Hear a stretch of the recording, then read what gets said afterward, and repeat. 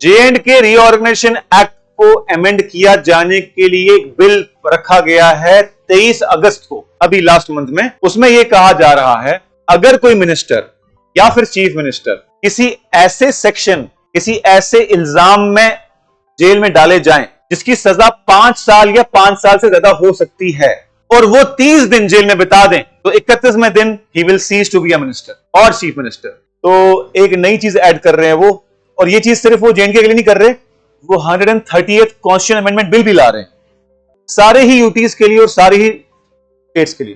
तो ये 20 अगस्त को लोकसभा में इंट्रोड्यूस हुआ और अभी एज ऑफ टुडे ये एक जॉइंट पार्लियामेंट्री कमेटी को रिकमेंड किया गया है, क्योंकि अपोजिशन ने शोर मचाया कि हमें बोले बगैर तुमने कुछ बोला ये वो। अब चल रहा है, but in all probability pass होना ही है। हम पॉलिटी में पढ़ेंगे no retrospective implementation of law. Fundamental right है कि जो बिल आज पास हुआ जो उसके बाद से ही होता, उससे पहले नहीं होता। ये फंडामेंटल राइट है for a term which may extend up to 5 years और मोर। इन्हें लिखा कि 5 साल से शुरू होनी चाहिए, विच मे एक्सटेंड अप टू, यानी अगर कोई ऐसा क्राइम है जिसमें 2-3 साल भी है, लेकिन अगर लॉ कह रहा है कि 5 साल कर सकते हो। अभी आप देखो नेशनल मीडिया से लेकर हर जगह पे महराज मलिक चल रहा है, जो नहीं भी जानता तो उसका नाम जान रहा है।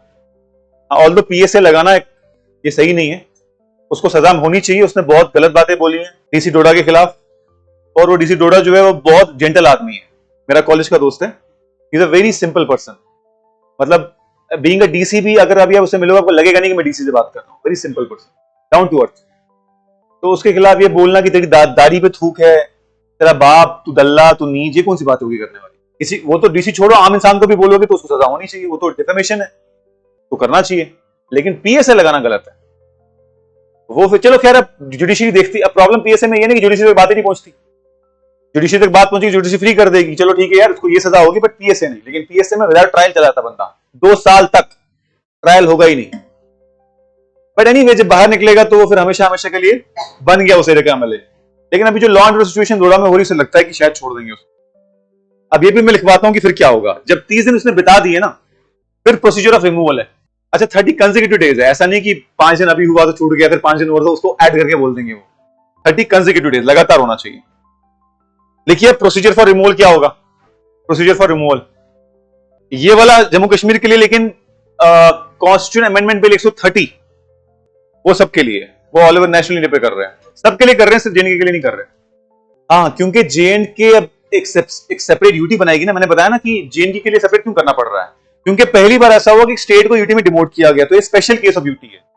जितने भी प्रोविजन कॉन्स्टिट्यूशन में है वो as such state of Jammu Kashmir applicable नहीं होते। स्टेट ऑफ जम्मू कश्मीर कैसे रीऑर्गेनाइज हुआ, वो J&K रीऑर्गेनाइजेशन एक्ट के थ्रू हुआ।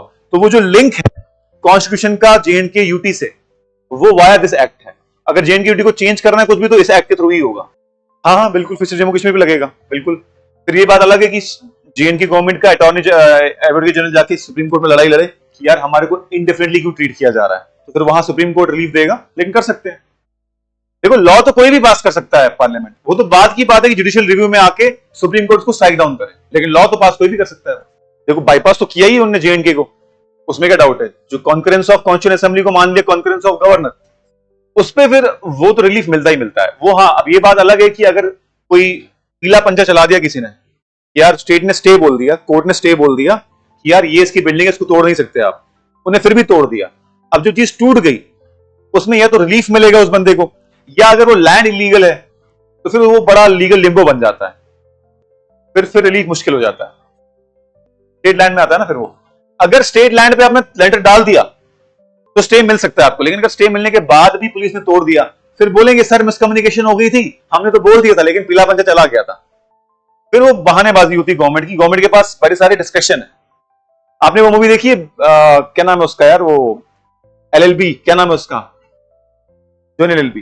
तो उसमें जज बोलता है कि मुझे पहले दिन से पता होता है कि एक्यूजर कौन है, लेकिन ये पुलिस वाले मेरे पास लेके नहीं आते सारे के सारे सबूत, मैं करूं क्या। इंतजार रहता है कि कोई सबूत तो मिले तो उसको मैं अंदर करूं, वही रीजन होता है। तो जज तो जानता है जज को, तो लेकिन जज तो चलेगा ना प्रोसीजर से, उसको चाहिए सबूत। सबूत नहीं दोगे तो क्या कर सकता है वो। तो एग्जीक्यूटिव के हाथ में बहुत डिस्कशन है, पुलिस के हाथ में बहुत डिस्कशन है। कहने को तो पुलिस आपको असॉल्ट नहीं कर सकती, रास्ते में जब आपको कोई ट्रैफिक पुलिस वाला थप्पड़ मारता है उसकी पावर नहीं है वो, लेकिन फिर अब मार देता है वो, उसके बाद डिस्कशन है। इंसान क्या कर सकता है, बेइज्जती तो होगी लोगों के सामने, ज्यादा ज्यादा बाद में माफीनामा लिख देगा वो कोर्ट में। कानो कान किसी को खबर नहीं होगी, 10 लोगों के सामने थप्पड़, और अंदर पुलिस स्टेशन में जाके। तो डिस्कशन से बचो, इनके पास वो डिस्कशन है। यही बात ऑपोजिशन बोल रही है कि जो ये बिल है ये हमारे कंट्री को एक पुलिस स्टेट बना रहा है। ऑपोजिशन ने यही बात बोली ना, अगर आप डिस्कशन देखोगे तो। अब नेक्स्ट एक लाइन ऐड करिए कि चीफ मिनिस्टर के केस में क्या होगा। चीफ मिनिस्टर के केस में भी सेम है, क्योंकि चीफ मिनिस्टर भी एक मिनिस्टर ही है। तो अगर चीफ मिनिस्टर, अगर कोई दूसरा मिनिस्टर है तो चीफ मिनिस्टर को एडवाइस देनी लेफ्टिनेंट गवर्नर को। लेकिन अगर चीफ मिनिस्टर खुद ही अंदर है तो कोई एडवाइस देने वाला तो है नहीं। उसके केस में क्या होगा, उसको रिजाइन करना है। अगर वो रिजाइन नहीं करेगा तो he will cease to be a chief minister from that day. अच्छा, लेकिन यही एक्ट बोलता है कि अगर ये मिनिस्टर बरी हो गया तो उसको रीअपॉइंटमेंट करने में कोई दिक्कत नहीं है from that day thereafter. अब लिखिए नो, लास्ट लाइन लिखिए, no bar on reappointments, no bar on reappointment.